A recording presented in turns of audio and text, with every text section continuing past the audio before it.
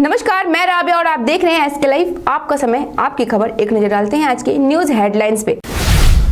सिलीगुड़ी के शिव मंदिर इलाके में दिखा तेंदुआ।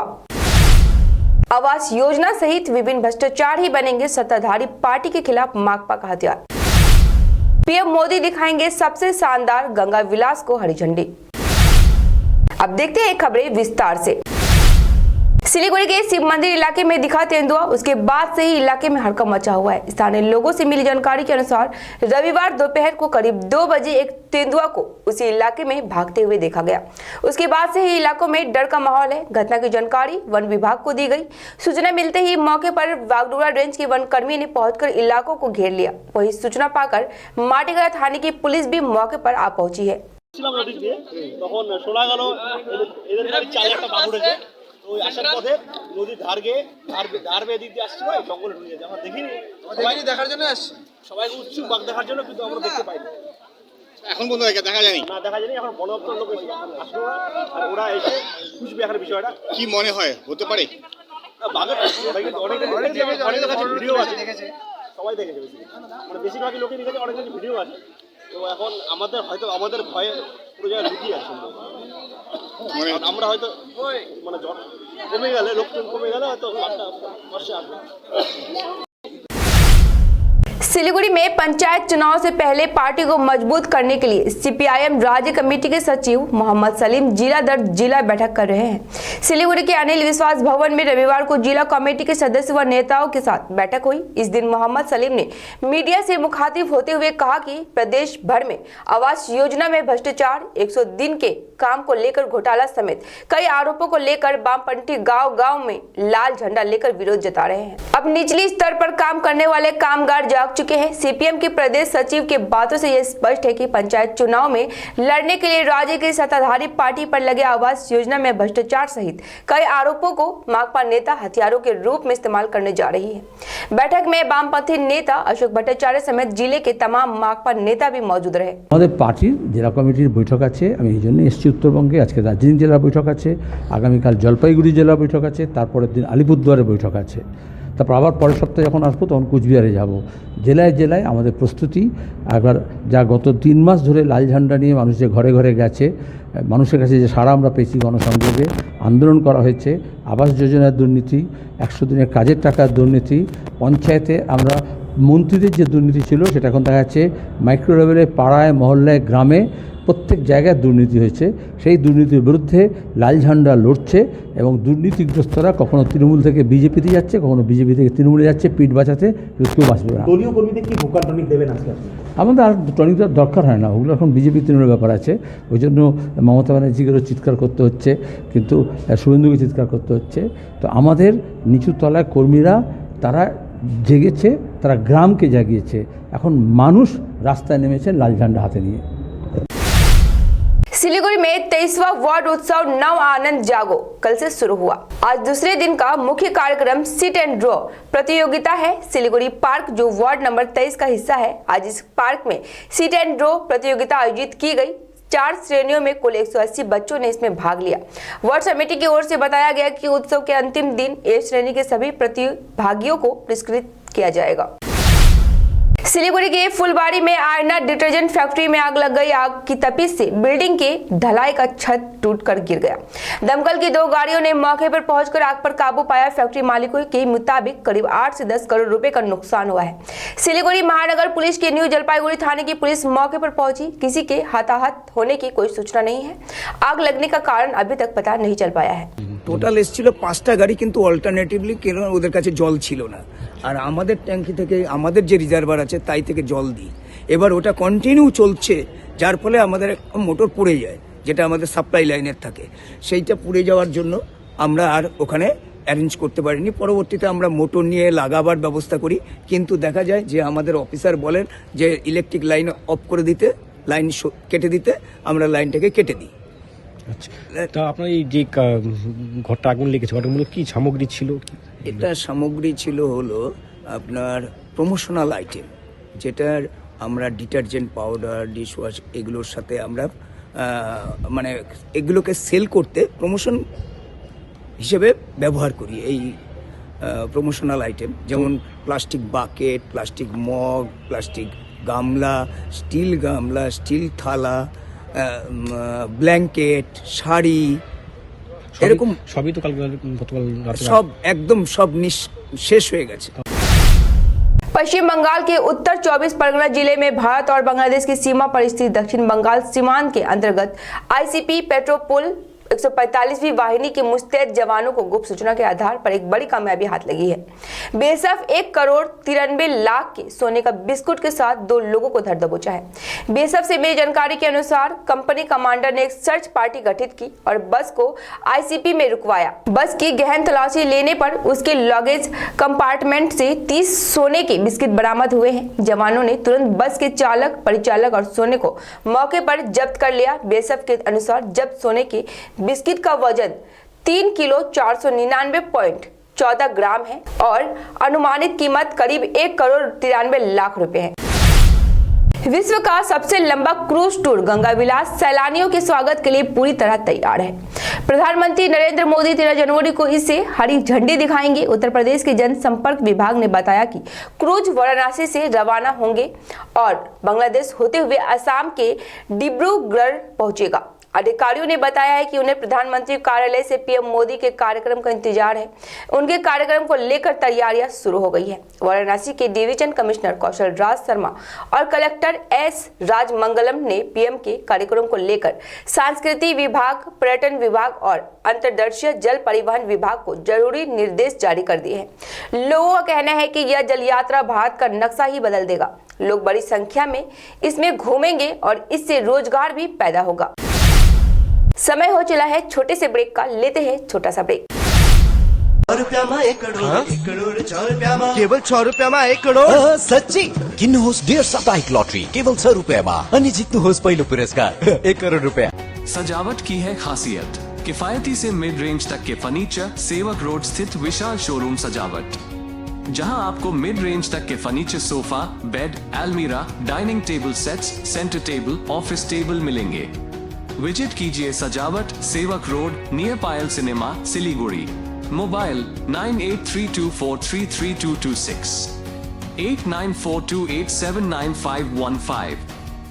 वर्षों के अनुभव और सद्भावना के साथ सिलीगुड़ी का लीडिंग इलेक्ट्रिकल्स की दुकान, जहां Havells Gold Medal, RR cables, Crabtree, Legrand, Bajaj और कई अन्य कंपनियों के डिस्ट्रीब्यूटर्स और होलसेल व्यापारी हैं। ग्राहकों की संतुष्टि, शीघ्र सेवा, कम्पेटिटिव प्राइसिंग, क्वालिटी प्रोडक्ट्स और सर्वोत्तम गुणवत्ता वाले उत्पाद हमारी कंपनी की मुख्य खासियत हैं। अधिक जानने के लिए हमें अभी कॉल करें। Mahavir electricals, Sevak road, Siliguri 9932018834।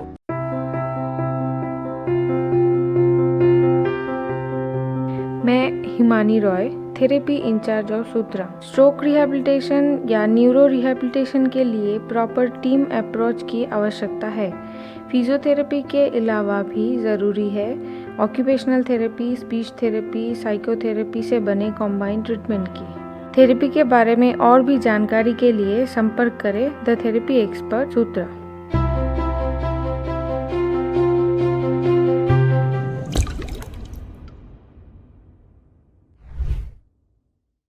काम की तलाश में है? टेक्निकल काम सीखिए और खुद मालिक बनिए। बड़ा कार्य क्षेत्र आपका इंतजार कर रहा है, तो देरी किस बात की। 3 महीने में फोटोग्राफी, सिनेमेटोग्राफी और वीडियो एडिटिंग सीखिए और बन जाइए सेल्फ एम्प्लॉयड। या फिर फोटोग्राफी हो आपकी hobby, enrol for photography, cinematography और video editing.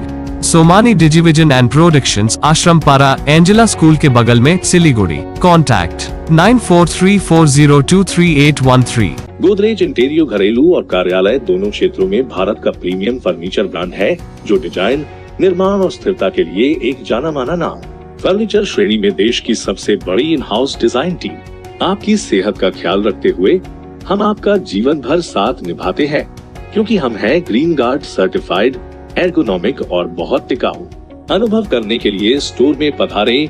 SN interiors, Godrej showroom, planet mall, सेवक रोड, सिलीगुड़ी। 50 से 70% कम कीमतों पर लाजवाब डिजाइन, ब्रांडेड फर्नीचर, गारंटी सहित मजबूती का वादा। सही समय है, बना लो इरादा। Bedroom set, sofa set, dining set, office, outdoor furniture and modular kitchen उपलब्ध है। Money can't buy happiness, but money can give you comfort to be happy. For ready and customized furniture, visit Selection Furniture, first floor, Metro Heights, Sevok Road, Siliguri. Contact 9832011336. Introducing first time in Eastern India certificate program in medical scribing, the unexplored medical career. Learn to become a part of the US healthcare system. One and only industry integrated job oriented medical scribe education program. Earn while you learn, 100% placement guarantee, loan facility with 0% interest. For admission or queries, kindly contact North Bengal Institute of Medical Scribing, Siliguri, 90640 90007. www.medicalscribe.co.in। Break के बाद एक खबरें फिर से विस्तार से। गंगटोक सिक्किम गोरुडोंगमार झील शायद पूरे सिक्किम में सबसे आश्चर्यजनक जगहों में से एक है। यह झील दुनिया की सबसे ऊंची प्रकृति झील है जो काफी खूबसूरत है। यहाँ आने वाले लोग इस झील को स्वर्ग कहते हैं।